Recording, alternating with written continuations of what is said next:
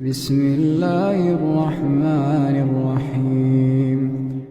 رمضان کا مطلب صرف بھوکا پیاسا رہنا تو نہیں ہے، تو پھر آخر یہ ہے کیا؟ آئیے ذرا گہرائی میں اترتے ہیں اور سمجھتے ہیں کہ اس مہینے کا اصل مقصد کیا ہے، یہ کیسے ہمارے جسم سے کہیں زیادہ ہماری روح کو بدل کر رکھ دیتا ہے۔ یہ ایک جملہ سمجھیں تو رمضان کی پوری روح کو بیان کر دیتا ہے۔ مسئلہ بھوکا رہنا نہیں، مسئلہ بیدار ہونا ہے۔ جی ہاں، یہ ایک روحانی بیداری کا مہینہ ہے، جہاں جسم کی کمزوری دراصل روح کی سب سے بڑی طاقت بن جاتی ہے۔ تو اس سفر کا پہلا راز بھوک میں ہی چھپا ہے۔ اب یہ سننے میں تھوڑا عجیب لگتا ہے نا، لیکن روزے کی کمزوری میں ہی اس کی سب سے بڑی طاقت پوشیدہ ہے۔ چلیں دیکھتے ہیں کیسے۔ رمضان کا دن آپ نے بھی محسوس کیا ہوگا، ایک عجیب سفر ہے۔ سحری کے وقت جسم طاقت سے بھرا ہوتا ہے، ایک احساس ہوتا ہے کہ سب کنٹرول میں ہے، لیکن جیسے جیسے دن ڈھلتا ہے، عصر تک پہنچتے پہنچتے حالت بالکل بدل جاتی ہے۔ آنکھوں میں تھکن، جسم میں کمزوری، مگر یہ کمزوری بے مقصد بالکل نہیں ہے۔ اور جانتے ہیں، یہی کمزوری، یہی تو اصل راز ہے۔ یہ ہمارے اندر جو ایک میں ہوتی ہے نا، اس غرور کو توڑتی ہے۔ یہ ہمیں یاد دلاتی ہے کہ ارے ہم تو کتنے محتاج ہیں، ساری طاقت، سارا زور ایک لمحے میں ختم، اور ہم اللہ کے حکم کے بغیر پانی کا ایک گھونٹ تک نہیں پی سکتے۔ تو جب جسم کمزور ہوتا ہے تو ایک اور چیز ہے جو قابو میں آنے لگتی ہے، ہمارا نفس۔ اور یہی رمضان کی اصل جنگ ہے، جو باہر نہیں بلکہ ہمارے اپنے اندر لڑی جاتی ہے۔ تو یہ نفس آخر ہے کیا؟ اسلامی روایت میں یہ ہماری وہ انا ہے، وہ ایگو جو ہمیں برائی کی طرف اکساتا ہے۔ یہ تکبر اور غرور کی آواز ہے جو ہمیں اپنے خالق سے غافل کر دیتی ہے اور ہمیں یہ احساس دلاتی ہے کہ ہم ہی سب کچھ ہیں۔ تو روزہ اس نفس کو قابو کیسے کرتا ہے؟ بہت دلچسپ ہے۔ دیکھیں، بھوک جو ہے وہ جسمانی خواہشات کی آگ کو ٹھنڈا کرتی ہے، اور جب یہ آگ ٹھنڈی ہوتی ہے تو روح کی حساسیت بڑھ جاتی ہے، غرور اور تکبر پگھلنے لگتا ہے، اور ہم یہ سیکھتے ہیں کہ حقیقی آزادی ہر خواہش پوری کرنے میں نہیں بلکہ اپنے نفس پر قابو پانے میں ہے۔ لیکن ایک اور بات، روزہ صرف ایک ہی طرح کا نہیں ہوتا، اس کے 3 درجے ہیں۔ یہ روح کے لیے ایک سفر کی طرح ہے، ایک سیڑھی کی طرح جو ہمیں بلندی کی طرف لے جاتی ہے۔ پہلا درجہ تو سب سے بنیادی ہے، یعنی پیٹ کا روزہ، صرف کھانے پینے سے پرہیز کرنا۔ لیکن اس سے آگے بڑھ کر دوسرا درجہ آتا ہے، جسم کے تمام اعضاء کا روزہ، جہاں آنکھ، کان اور زبان بھی گناہوں سے بچتے ہیں۔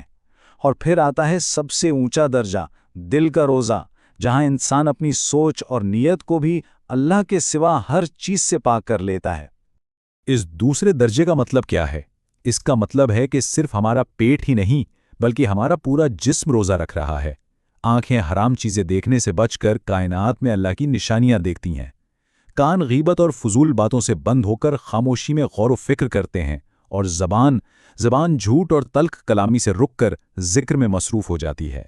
اور جب جسم اور دل کا روزہ مل جاتا ہے نا، تو انسان ایک بہت ہی خاص کیفیت تک پہنچتا ہے، جسے یقظہ کہتے ہیں۔ یہ دل کی وہ بیداری ہے جب دنیا کے پردے ہٹ جاتے ہیں اور روح غیب سے آنے والے پیغامات کو محسوس کرنے لگتی ہے۔ یہ پورا روحانی سفر، یہ ساری محنت ایک رات پر آ کر اپنے عروج کو پہنچتی ہے، ایک ایسی رات جس کی کائنات میں کوئی مثال نہیں، لیلۃ القدر۔ اس رات کی عظمت کا اعلان خود قرآن کرتا ہے، بے شک ہم نے ایسے شب قدر میں نازل کیا۔ یہ وہ لمحہ تھا جب آسمان کا نور پہلی بار زمین پر اترا، اور بس اسی ایک لمحے نے اس رات کو ہمیشہ کے لیے بے مثال بنا دیا۔ ذرا سوچیں اس رات کی قدر کیا ہوگی۔ اس کا اندازہ لگانا بھی سچ پوچھیں تو بہت مشکل ہے۔ صرف ایک رات کی عبادت اور اس کا ثواب 83 سال سے بھی زیادہ کی زندگی بھر کی عبادت سے افضل ہے۔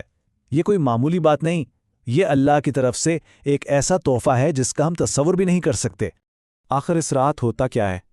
یہ صرف ایک رات نہیں بلکہ پوری کائنات میں ایک جشن کا سماں ہوتا ہے۔ فرشتے زمین پر اترتے ہیں، آنے والے سال کی تقدیر لکھی جاتی ہے، اور آسمان کے دروازے کھول دیے جاتے ہیں تاکہ ہر سچی دعا قبول ہو اور ہر گناہ معاف کر دیا جائے۔ لیکن رمضان کا اختتام کہانی کا اختتام نہیں ہے۔ اصل سوال تو یہ ہے کہ اس کے بعد کیا؟ رمضان کوئی 30 دن کا ایونٹ نہیں، بلکہ یہ تو باقی 11 مہینوں کے لیے ایک ٹریننگ کیمپ ہے۔ یہ منزل نہیں، بلکہ ایک نئے سفر کا آغاز ہے۔ رمضان ایک روحانی پہاڑ کی چوٹی کی طرح ہے، لیکن اس پر چڑھنے کا مقصد ایک نئی حالت پیدا کرنا ہے، ایک ایسی کیفیت جو ہمیں سال بھر سیدھے راستے پر چلائے۔ اصل امتحان تو اس روحانی کیفیت کو رمضان کے بعد بھی زندہ رکھنا ہے۔ تو اس سفر کو جاری کیسے رکھا جائے؟ کچھ بہت ہی عملی طریقے ہیں۔ شوال کے 6 روزے رکھیں جو پورے سال کے روزوں کا ثواب دیتے ہیں۔ چھوٹی مگر مستقل عبادات کو اپنی عادت بنا لیں۔ روزانہ قرآن کا صرف 1 صفحہ پڑھیں، زیادہ نہیں، بس 1۔ اور ہاں، ہر رمضان کو اس طرح گزاریں جیسے یہ زندگی کا آخری رمضان ہو۔